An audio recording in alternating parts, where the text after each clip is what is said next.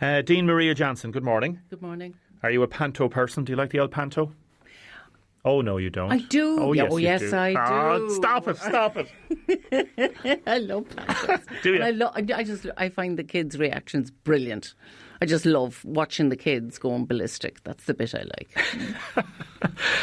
The texts, unbelievable amount of text coming in. We have this competition for free tickets this morning. So people can still text in the last 5 minutes, 083 3333 975. Don't call Audrey, please, because there's just too many people ringing and it's just too much. So the song is called Hakuna Matata, but what's the name of the movie? I'm looking at the Irish Times here. There's a full column on the inside page. Are Church of Ireland bishops about to fail membership? Right and Reason by Maria Jansen, Janson, Dean of Christ Church Cathedral in Waterford, Church of Ireland Dean. This is not just a Church of Ireland matter. It's a matter worth covering anyway because it's Church of Ireland in its own right. But it's not just because the topics that you cover in the article are wide-ranging and they extend beyond the membership of the church. So this is an important topic. For anybody who's listening to this now, this is important because it can direct the way a church can move, and also a church has and still has influence within certain sections of society. What's the story on this? This is about a bishop who's going to be affirmed tomorrow, is it? Tomorrow.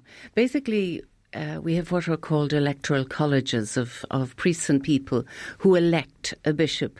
But that bishop cannot be appointed unless the House of Bishops, in other words, the 11 other members, we have only 12 bishops, affirm it or agree to it, because bishops have a key role in deciding the doctrine of the church.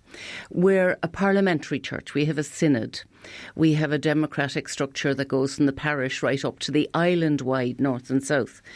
But what has been happening over the last 20 years, since I went into ministry, is a growing fundamentalism.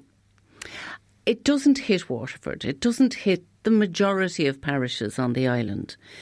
But it has grown and become strategically active in the northeast of the island.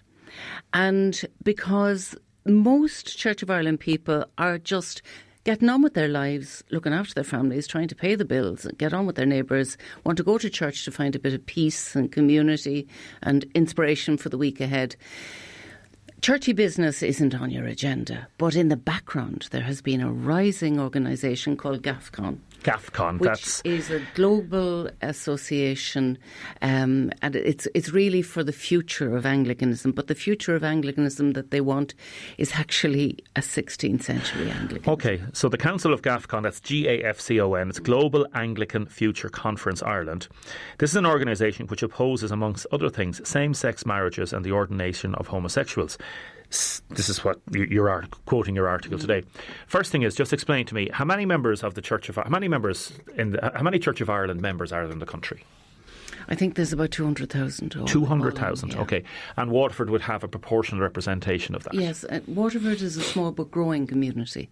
And Trevor Sargent is one of your latest, I suppose. Yeah. And how is he, by the way? He was on Well the other day. He's great. He's great. I was just talking to him before I came in. And the influence, particularly in certain sections of Waterford. So you'd have, for example, the city, you'd have Dunmore, Anstown. There's different parts of the county and the southeast would have greater concentrations of Church of Ireland members. So more of an influence potentially. Well, I mean, basically the church is a small church, but I suppose historically we have punched above our weight because there's a very strong ethic of serving the area in which you live. Yes. So it's very much that I am a member of the Church of Ireland and I am a citizen. So I am conscious, and everybody knows me in Waterford. I'm into every dogfight in town because it's really important to support and honour so much brilliant work that's been done all over the place. So you don't just sit in a holy huddle and feel I'm one of the whatever, saved of the Lord. But you try to live your faith with others, doing right by them and working with them for what's good in society as well. And as you say, the structure of the church is very different from the Catholic Church. Yeah, completely democratic. Very different, yes. So instead of the Pope and I suppose different bishops making laws, making rules, changing issues, it's coming down. Now the Catholic Church would say there's a two-way process going on there, but it's a different structure. It's also a national church. I know people think the Prods in Ireland are somehow linked with the Church of England and whatever, but no. 150 years ago we broke with England, and we would be very strong that it's the Church of Ireland and not the Church of England. And yes, we're part of the Anglican Communion, which would be a communion of national Anglican churches all over the world. And Justin Welby would be the titular head, first among equals, so to speak. But this is the Church of Ireland, and it's a very different animal to the CV. You are a liberal. Yes. And a proud liberal. Absolutely. And you welcome the same-sex marriages? Yes. And the ordination of homosexuals? Yes. It's only natural, I would argue, and many would argue, that there will be and there is a reaction to growing liberalism. And I think that's a fair comment, Damien. And religion is essentially a conservative organisation and a conservative phenomenon. But it can also spearhead a more inclusive society. It doesn't necessarily have to be a reaction against social change. It can be a catalyst for social change and for human rights and human justice. So, yes, I can understand that people would disagree. And there are huge disagreements within the Church of Ireland. If there was a fly on the wall, we would disagree about it. But this GAFCON organisation is not an Irish organisation. And it would be much more like American evangelicalism, which I would argue doesn't sit well with the Irish psyche and doesn't fit well with Northern evangelicals, who would be conservative and regard me as all door in my faith. So, are you placing too much emphasis, excuse me for interrupting, on this perceived Irish psyche that it's not going to be influenced by foreign American ideas? Like, we talk about the television, we talk about Trump politics, we talk about the political discourse that's happening now. It was bound to happen. Yes. But I think what actually happens is, you know that now I'm of the age where I can remember a song, You Don't Know What You've Got Till It's Gone. And it was a Joni Mitchell song in 1970. And actually, if you read the lyrics of it online, it's freaky close to the whole idea of ecological disaster. I mean, it was sort of prophetic in some ways. But that line keeps swinging in my head. You don't know what you've got till it's gone. And the Church of Ireland has managed to hold together liberal and conservative, north and south, and a whole range of different views in a broad, sort of what I would call a broad church, without extremes. The extremes have always been way out at the edges. But what we have is we have extremism becoming increasingly central in the administration of the church. That's not good. And yet, looking at the GAFCON research into this, they would say that liberalism has become that extreme, that we shouldn't be going down that the Bible teaches a certain laws and rules and the doctrine. And without going into all the different parables and all the chapters, they believe that they are representing God's word. Absolutely. And that you liberals are going just too far and you're going against God's word. But can I just say, I suppose I've... That must hurt. No, it doesn't hurt, because I'm very sure the reason I'm a priest, the reason I minister, the reason I'm in this game is I absolutely believe that we are created by God as equals. This, to me, isn't a liberal agenda. To me, it's if... Can you imagine if I said in the doors of the cathedral, sorry, you can't come in because you're African. Sorry, you can't come in because you're Eastern European. Sorry, you can't come in because you have Down syndrome. Sorry, you can't come in because but you're not not married. saying that. But what I'm saying is, if you have a category of people that you deem as less than human, I don't think that's Christian. And I think you can use scripture. It has been used for white supremacism in South America. It has been used to justify slavery. It's always used for the subjugation of women. It's used for the exclusion of homosexuals. It's used for war zones. It's also been used for good things. It has been used for good things. But from where I'm coming from, and I think the emails that I'm getting in and the texts I'm getting in are from people who are saying, if you're just a quiet, middle-of-the-road person, you don't stand up and jump up and down to fight for that gentle middle space of inclusive faith. It's actually antithetical to stand up and argue for liberalism, because by essence it's a quiet way of doing life. It's neither strident or strategic or militarist. In some ways, it's much easier to take the line that God only likes me, my sort, whatever my sort is, and the rest are damned to hell. You say in the article, GAFCON proclaims a policy of male headship. Women may serve as useful ordained foot soldiers, but not as bishops. Can you see a political fissure, a political divide, a potential serious breakdown within the Church of Ireland? Maybe not tomorrow, maybe not this year, but that there is... I think if they elect increasingly, if the bishops tomorrow affirm this appointment, I think down the road, increasingly, women will be sidelined, and women and intelligent and good women will see no future for themselves in the church. I think we have one woman bishop. We should have much more. I can name you 3 young women that I think would be wonderful spiritual leaders. What can you see happening, though? I can see that what is happening already in GAFCON run dioceses. People who do not toe the GAFCON line are sidelined. They're not members of church committees.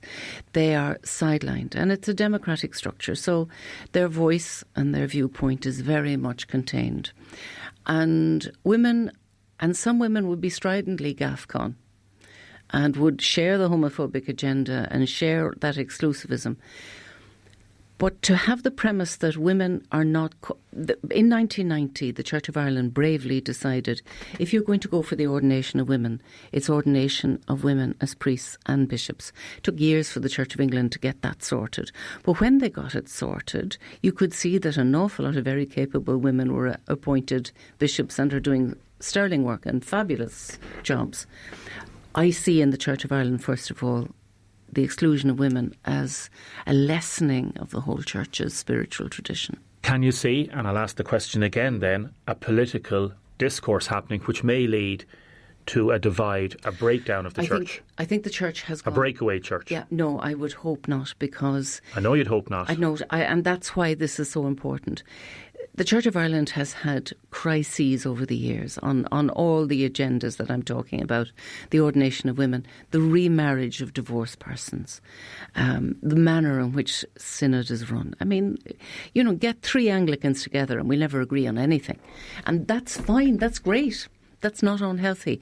But I would hope that those who are called to episcopal leadership, the bishops tomorrow, maintain that unity. Because, to be honest with you, it isn't a north-south divide. I have got emails from many, many people in the north who have said, I am evangelical, I am conservative, but I am not GAFCON, and I don't want them to hijack my spiritual tradition. So it's actually not north-south, it's north-north. And the majority of the people in the north have been through a bloody civil war for 30 years. And when I talked to a very bright person in the north and said, what are you doing north to maintain the evangelical tradition? And this woman said, Maria, we've suffered too much as a people through the violence in our society. We go to church just for a peaceable time. We can't fight on all fronts. And that said something about the internal division even within Northern Ireland, even within conservative evangelicalism. Dean Maria Jansen, thanks very much for joining us. Thank you, Damien. And good luck tomorrow. Thank you. Now, thanks for all your texts and comments. I'm going to be talking to John in a second. He has advanced prostate cancer. It is International Men's Day. A person has texted in, Damien, can you ask Maria her thoughts on bullying in and outside the church? I'm afraid that she's gone at this stage. Damien, you have a woman there going on about women's rights in the Church of Ireland on International Men's Day. I do, absolutely, because a lot of the men in the Church of Ireland are affected by what is discussed within that situation as well. It's not just a woman's issue, as you seem to be implying there. Margaret Kennedy from St John's Park. Margaret Kennedy from St John's Park. Congratulations, you've just won 4 tickets to the Panto. Apologies to everybody else. I think 250 at least texts have come in there. The answer was The Lion King. The Lion King was the answer. Margaret Kennedy from St John's Park in Waterford. You are going to the Panto. We'll have another competition tomorrow. Keep your texts and comments coming in about the other matters we are discussing. Firstly, we're going to go to John. Good morning, John. Good morning, Damien. How are you? Good, thank you. Thanks for joining us this morning. We're going to use your name, John. It's not your real name. You're in an awful situation, John. Tell me, you went to the doctor with back pain a few times over the years, is it? That's right, Damien. I did, and I was pretty much putting it down to work. Work as a farmer, and it's quite manual work, so back pain wouldn't be alien to farmers, So I was suffering from back pain for quite a number of years. However, the back pain I was suffering wasn't all down to work. It proved to be due to prostate cancer, Damien. Oh my God!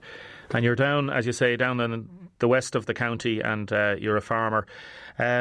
You don't have to say your exact age. You're in your early 50s, are you? That's correct, Damien. I am. Yes, I'm in my early 50s, and you weren't tested. Were you tested for PSA? Just explain to the listeners, John, that they don't know what is PSA. Well, PSA stands for prostate-specific antigen, and it's the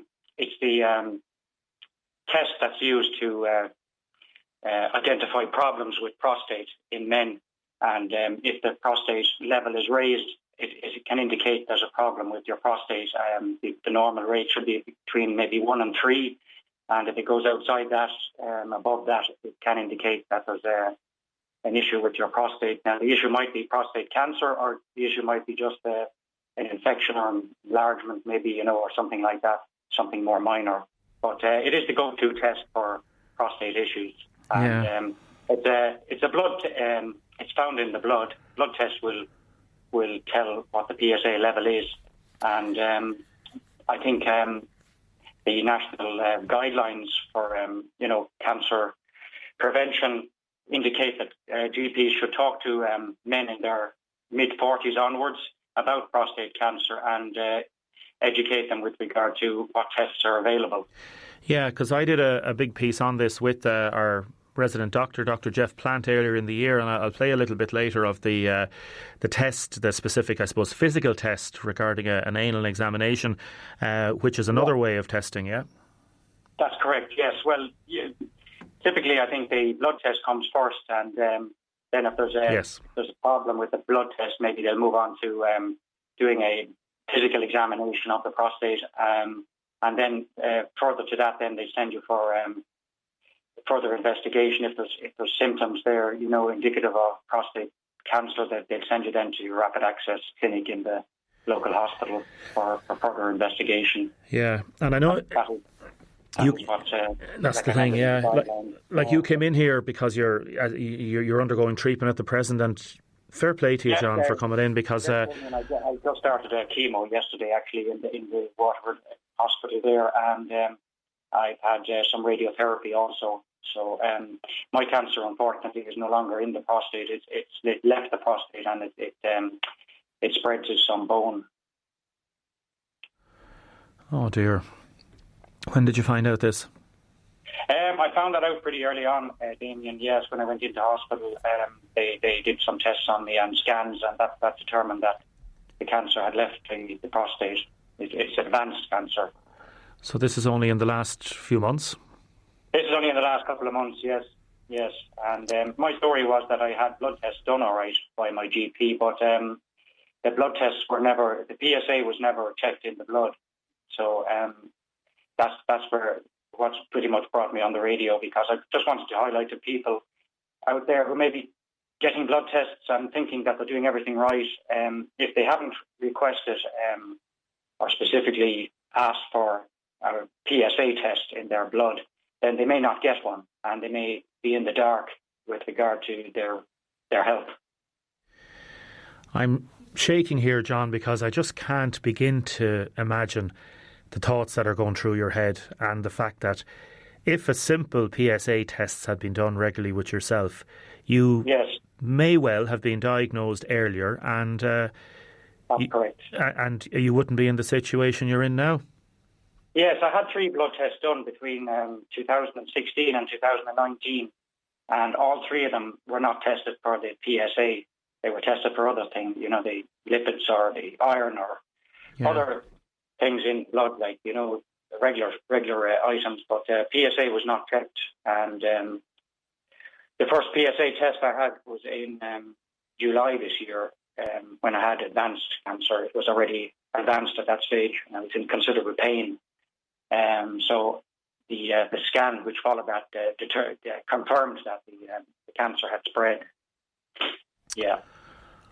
And have the doctors given you a prognosis? Have they said? Well, I did get a prognosis. Yeah, I did get a prognosis, but these things are not set in stone. So I'm keeping a positive attitude the best way I can, and I'm just taking one day at a time, and following the treatment which has been set out for me, the chemo and medication and all that, So hoping for the best, Damien, and taking one day at a time. And so there's a lot of people out there worse than me, Oh, God love you. But still, like you called into the studio here yesterday. I wasn't here in the afternoon, and you just literally want to make people aware, and particularly on International Men's Day. For any people listening to this, listening back on the playback, there'll be hundreds, some thousands of people listen on the playback at night time. They'll be working in factories get the PSA test done. Exactly. Yes, I was sitting beside a woman yesterday in the chemo ward, getting my chemo, and I was just chatting to her, and she said her neighbour, who was a good bit older than me, had exactly the same situation. His PSA wasn't checked, and he was in his 60s, and he's in exactly the same situation as me, she told me. So it just reinforced to me that, this is not just my problem. This is a problem out there, and I don't know why it's happening. I don't know really. I'm baffled that in 2019, in what is a first world country, we're letting this happen to people.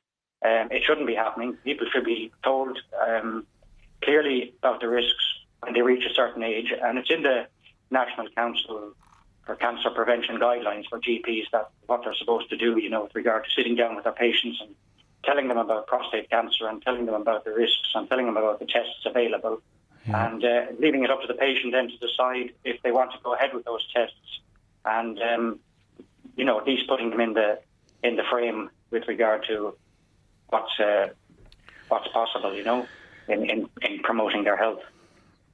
John, you might come into us in the next few weeks if you're down again, will you? And we'll have another little chat. And because my thoughts go out to you and people texting in here to wish you the very, very best. Listen, mind yourself, okay? Thanks, Damien. I appreciate it. Bye-bye. We appreciate it, John. God bless. We'll talk to you soon, okay? Come in, talk to you soon. Thank you. That's John there, not his real name, farmer from West Waterford.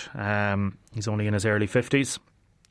One of the things we've tried to do on the programme here consistently is, I suppose, to get people educated, and get people break taboos. And one of the taboos is prostate cancer, particularly for men. So I'm 49, and I went, thankfully I don't have any cancer, and I went to do a test with Dr. Jeff Plant, and have a listen to this. It's very, very simple. Again, it's about breaking the taboos. This is the physical examination I did, and any men that are listening out there, go and get some tests done. If you're in your late 40s, early 50s, go to the GP, get your PSA done, go and get the physical examination done if needs be. Any women that are out there, their partners, where they're with partners, say it to them. It's a very, very simple thing. Okay, Damien, so what I'm going to do now is I'm going to get you to lie on the couch, and I'm going to get you to lie on your left shoulder. And you need to drop the trousers and the underwear to roughly your knee level. Okay? I'll give you a hand in case you're in trouble. And you're going to use the gloves here? Yeah, I'm going to put on the gloves here, and you just need a little bit of gel on the gloves to make it a little bit more comfortable for you, okay?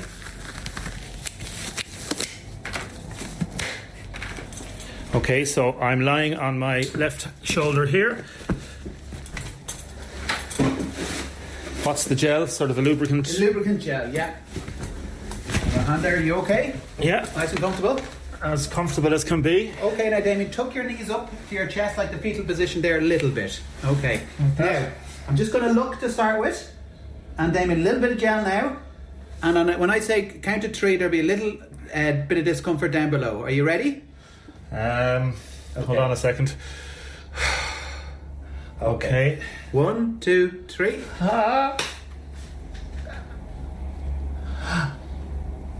And I'm just checking the prostate now, and we're finished. Okay? Little white there, so they're comfortable, and you can sit back up nice and slowly, Damien. Okay? Are you okay after that? Yeah, not too bad now. Okay. How did... Okay, all felt good, Damien. Okay, so when I was feeling there, I'm looking for a smooth surface on the prostate, and I'm looking for any abnormalities. So usually when you run run my finger along it, you feel a smooth-ish surface. As you get older, it bulks out a bit. I'm also making sure it's semi-soft, like the tip of your nose, kind of a cartilage in texture. But if it's stony, very, very hard, we're a little bit more concerned. So we're looking for lumps and bumps, kind of like a mollusk on the side of a boat, that kind of a situation. And we're looking for the consistency, hardness or not hardness. So all felt very good there. Now I'm going to be talking to Martin Moore on a second about being knocked off his bike 12 years ago. Firstly, a text in, Damien, my dad also had advanced prostate cancer. He has it. Unfortunately, there's no more they can do for him, and it has now spread to many areas throughout his body. So far, none of his major organs are affected. He's had zero quality of life the last 12 months. He was diagnosed a number of years ago. He spent the best part of the last 2.5 years partaking of trials in Cork, but none were of any help. Chemotherapy was brutal for him. I want to wish that man and that family, I know that family, I don't know what to say. Another person, God love that poor man. All doctors should be automatically checking for PSA. The mind boggles. We have Martin Moore on the line. Martin, good morning. Morning, Damien. Thanks very much for joining us. You contacted me, Martin, because you wanted to talk about road safety. You're 73 years of age, a keen cyclist from Ballymacarbery. You were knocked off your bike 12 months ago. Look at you survive. What happened, Martin? 12 months. Damien, I used to cycle a good bit during the summer. I would cycle maybe 3-4 evenings, 4 days a week. On the Sunday, I got ready to head out on my bicycle. I live up in Ballymacarbery, just beyond the grotto, and I was ready to go, headed out, and about 500 metres up the road, it was a sunny morning now, like today. In other words, the winter sunshine, and the sun is low. I headed out, had everything perfect, and know the road very well. Now, I would like to say that maybe at some stage the County Council would take a look at those dangerous bends above my place with the traffic calming lines there or something. It's a deadly spot of the road. Now, I was just heading out, warming up a little bit, heading into Dungarvan, and the next thing was, bang, this unmerciful thump. A car hit me from behind. Now, it was a massive shock to me, but a bigger shock to the driver. The driver, in fairness, and I thank him for that. And just describe before you talk about talking to the driver, Martin. Like, you were literally cycling along, and you got this massive thump. And how did it send you across the road? Did you go underneath the car? Did you go to the side? Did you go over the bonnet? What happened? It didn't send me, Damien. He was about the length of his car away from me when he actually spotted me. And luckily enough, he was a young 29-year-old man, and good reflexes. He spotted me, and he took the car out and just caught me with the side of the car rather than the front. Now, if he hit me with the front of the car, we wouldn't be talking today. But he hit me with the side of the car. I ripped the mirror mounting, not the mirror, but the mirror mounting off the door panel with my arm, which has resulted in, I think you might have seen some of the pictures there that I sent on. Yes. Then there was very little between me. We'll say the car and the fence was maybe twice the width of me. So I basically fell where I was hit. And the driver, he came back straight away, and he said, "Are you okay?" I said, "Thank you very much for coming back." I said, I don't know how I am, but I said, "How's the bike?" And then I said, "Would you ever get your car, put it behind us, because if you don't, both of us will end up dead with the next car coming up the road." So he did that. And just as when he hit the car put back on the road behind me, then a guy from Dungarvan Cycling Club, and I would like to thank him today. I'm not quite sure who he was, but they were heading to Clonmel, and he got out of the car, he rushed over, he said, "Martin, you okay?" Well, I said, I'm okay, I was on the ground, but he did the necessary stuff, and the driver, two of them helped me get myself sorted out, and the man who hit me then put me into his car and brought me back to my own house. I got prepared and got a cup of hot tea and stuff, and he took me into the hospital in Clonmel, and I would have to thank the hospital in Clonmel and again the man who hit me for being so kind to me and doing what they did. They patched me up in Clonmel, and then I was transferred to Waterford that evening. So what I would like to say, Damien, there is, and I'll get back to the Waterford in a minute, people out on the road, cyclists, motorists, pedestrians, we're all responsible for ourselves, but there's stuff out there like the sunshine, the rain. It was a lovely dry morning, there was no rain in the road, no reflections, but I mean, we all have to take responsibility for ourselves. Now, we hear an awful lot about cycling.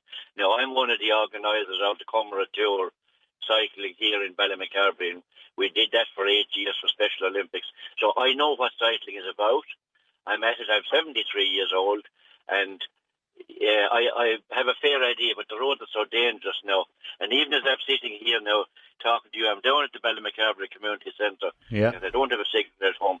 The amount of lorries on the road now from Clonmel to Dungarvan is frightening. And even around Dungarvan now, yesterday evening I was there, and I see so many young people going around, students on bicycles with no lights, no high visibility vests. For God's sake, wear the vest. They're free. You'll get them into school. Yeah, they have to take responsibility for it.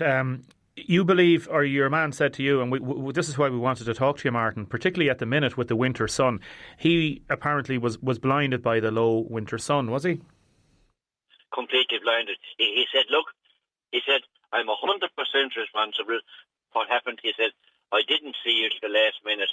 He said, I'm not drunk, I don't drink, I never drank, and a lovely guy, and getting away from that then, Damien, and going on to Waterford, and the medical staff in Clonmel and Waterford, and Mr. Murphy, the surgeon who did put in the cattle grid in my arm and had plates and all this stuff, he was excellent, and his team of nurses and doctors or whatever. But when I came out of theatre, I said to the man beside me in the bed, not beside me in the bed, but in the bed next to me, I need to phone naming the person and tell him. And I phoned him anyway. This is a couple of hours after coming out of the anaesthetic, whatever I had. I phoned him and I said, I'm out of theatre. I'm over the hump. I'll be okay. I said, how are you? He said, Martin, I did not sleep last night. And now you were talking there about suicide and all this type of thing on my own. There was a relative of mine committed suicide there last year. And all this goes through your head, what people might do because of, I wouldn't say something stupid, but a crash. It's not an accident anymore. It's a crash, that's right, yeah. Crash. And I mean, today I would thank that man for being so good to me, and being the unfortunate man who was blinded by the sun. And again, the road markings are not good in that area. I would have been maybe discouraged. For God's sake, put up a few little markers or whatever. Yeah, but Martin, your points are so well made. You're basically saying everybody that uses the road, drivers and motorists, have to take responsibility for their actions. Slow down on the road if you're a driver. Be very careful, in particular at this time with the sunlight. Roads can be slippy, leaves, all sorts of things. And cyclists have to take responsibility as well.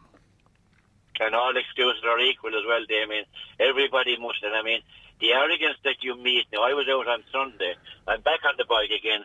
I'm in recovery because The arm is fine, but I mean, there's a lot of back and lower back problems, that type of thing. But that'll be fine. Exercise is important as well, because I mean, if you exercise, you will repair most of the damage, whatever it is. Well, the mental damage as well. Now, thanks be to God, I'm not mentally affected, but I do feel nervous on the road. Yeah. Well, listen, Martin, your message is so strong. Martin, thanks for joining us this morning. Really appreciate it.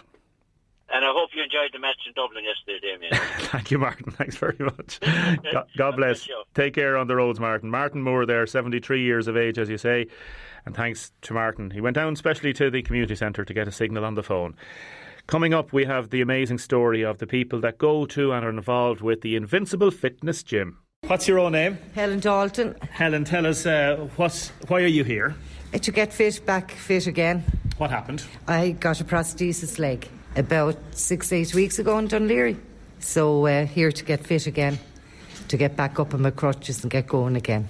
And how's it been? Fantastic. The girls are absolutely fantastic. Second to none. Tell us about them all. Who's the jokers in the pack here now? That's our Amy, that's our Donna, Jane and the famous Nora. And what sort of exercises do you have to do? Like, have you got a special routine? Well, all upper core, isn't it? Upper body, yeah. And change every week. I'll talk to your trainer now in a second. Okay, and she's absolutely fantastic. Yeah, and Jane there as well. Not only the physical thing, but the fact of obviously having to deal with a prosthetic leg, the mental thing and coming in and doing all that and that. How's that working for you? Oh, fantastic. You forget about everything, just get into your exercises and that's it. Yeah. So what lady do we have here beside you now? This is Nora. Hello, Nora. How are you? Goodwin, how are you? Tell us about yourself. I had a stroke in 2011. I was out walking the dog until 1 o'clock and I came home at lunchtime. The lads came in from school, and when they came back in the evening, I was after having the stroke out the back.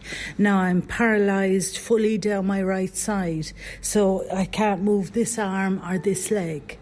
But the girls here are fantastic. Oh my God, we have such a crack, such a laugh with them.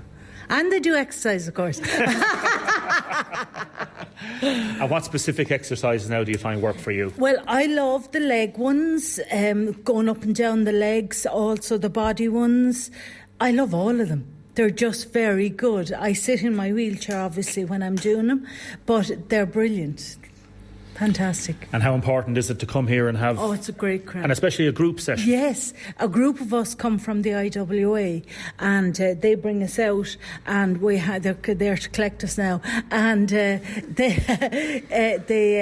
leave us here for the hour and we do exercise. We have such a crack, such a time. And how's your recovery going? Thank God, it's going well. And thank God I'm able to talk to you today. Who's this lady here? Jane. Hello, Jane. What's the surname? Jane Colfer. And tell us about yourself. Well, I'm actually volunteering here with the girls at Invincible on the desk doing reception work. I answer the phones, and we have a Facebook page, so anyone that wants to book in a viewing, or they just contact me and I let the girls know, and I'll put them in for a slot, and then after their viewing they come in for a consultation, so I get that booked for them as well. And then if people want to book sessions, they can either come twice a week, or some people just come 3 times a week, and I just let them know what time and they can see their trainers and when they come in. And before this gym was here, like, I suppose you'd have gyms that would do a bit of work, but to have something specifically that helps, it's just so different, isn't it? It is. It's really different, and it's really good. The girls are doing really well here, and I love coming here every day. And I do training myself anyway outside here. But is there any of them not pulling their weight now? Anybody else? No, they're all doing brilliant. They're all doing brilliant. Thanks very much. Hello, how are you? What's your name? Donna. Hello, Donna. What's your surname? Donnie Kinsler. And tell us about yourself. Yeah, so I just came down here to try and get fit and try out the new gym. So I was born with a birth defect called spina bifida, so I came down here just to see what this gym was like, and how's it been for you? Yeah, very good now. It's very good. They kind of cater for everyone, so it's great. So. And what specific type of exercises now would you find good? Any type of exercises that involves arms and everything, so I can't use my legs, so I can't do any leg exercises. So. And this lady here beside us, is she a bit of a mess, or is she? They're all good. Hello, who have we got here? Amy Fitzgerald. Hello, Amy. How are you? Amy. Good, thanks. Tell me a little bit about yourself. So I'm from Stradbally. I was born without limbs, so I'm a member of the Irish Wheelchair Association, Waterford. So I was never ever in a gym in my life before coming here to Invincible. I suppose I was very apprehensive when the girls mentioned it to me from IWA. My first reaction was, no, it wouldn't be for me. I suppose I thought my experience of ever seeing a gym was like I thought you had to be more mobile or at least have your limbs to do anything in a gym.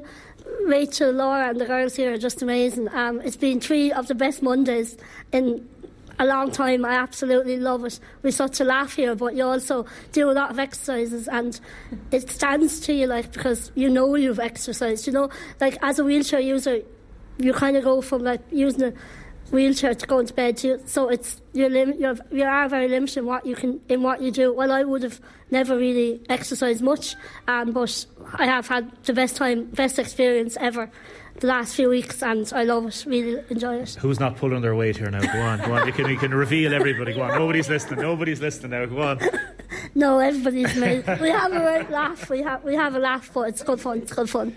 I know the lads are waiting, so we'll what's your own name? Rachel Beckett. Rachel, yourself and? I'm co-owner with Laura. She's actually not here today. No problem. She's away. I have instructors, Jess and Katie, and they help out with me here in Invincible Fitness. What do you have to say about these ladies in front of us? Oh, amazing people.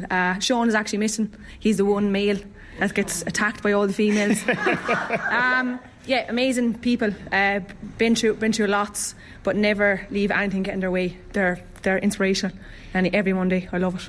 Why have you decided to cater for them, if you want to put it like that? Like, is there a gap in the market? Is it something that really has to be done? Definitely a gap in the market. For me, I'd say just people they wouldn't be, say, educated enough with people how to treat people with disability.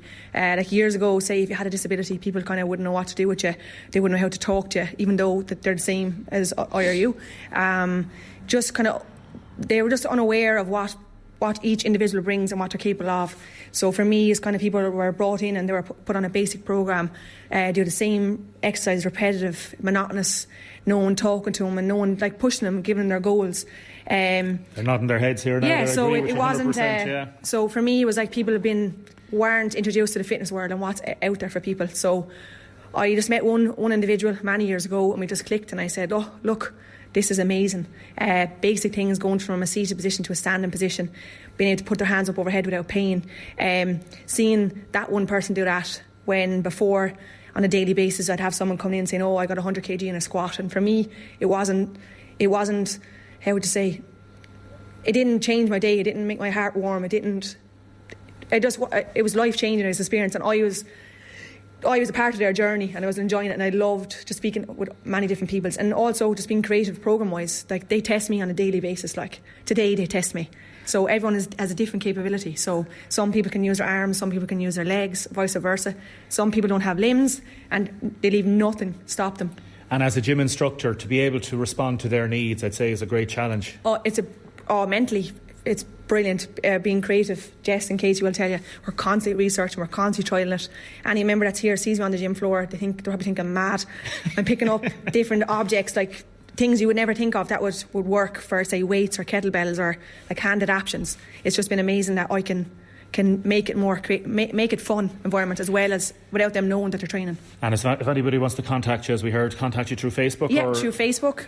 We're on Invincible. It's spelled a little bit different, as you see. So we're INVINC and a capital ABLE. So Invincible Fitness. We're on Instagram also. We have flyers, and if they're more than welcome to drop down anytime. So we're Unit 27, Waterford Business Park. And this man here beside us, this is the man who drives the lads around. This is the bus driver. Hello, how are you getting on? Good. What's your name? Pascal O'Brien's my name. Hello, Pascal, how are you getting on? I drive this motley crew around. And I must say, the room is alive with their positivity. They've been through so much. Amy there jumped out of an airplane 3 or 4 weeks ago. Yeah. And, with a parachute? Yeah, with the parachute. But they're great. They're great. We work with them in the centre as well then, doing different projects and that, And something like this, you can see and you can hear the joy and the buzz. Yeah, they love it. Absolutely love it. Yeah. And when they're happy, we're happy. And they're happy, we're happy. Invincible Fitness, as you heard, you can contact them through Facebook and different people, and the very best of luck to everybody involved out there, and thank you to everybody who took part in that little report. Now, thanks everybody for your texts and comments today. Thank you everybody for entering our Panto competition. Thank you very much to Maria for producing today. Julie will be back tomorrow. Jeff is up next. Some of your texts and comments. A lady rang about terminal cancer. She got MRI scans. She felt there was something wrong. Nothing showed up. A couple of months later, she was having a normal x-ray. The cancer showed, but it's too late. Cancer has spread. Other people talk about the new laws for cyclists. They're crap. Look at how narrow the roads are. Keep your texts and comments coming, and we'll read out more of them tomorrow. Hope you have a great day. The sun is out. God bless.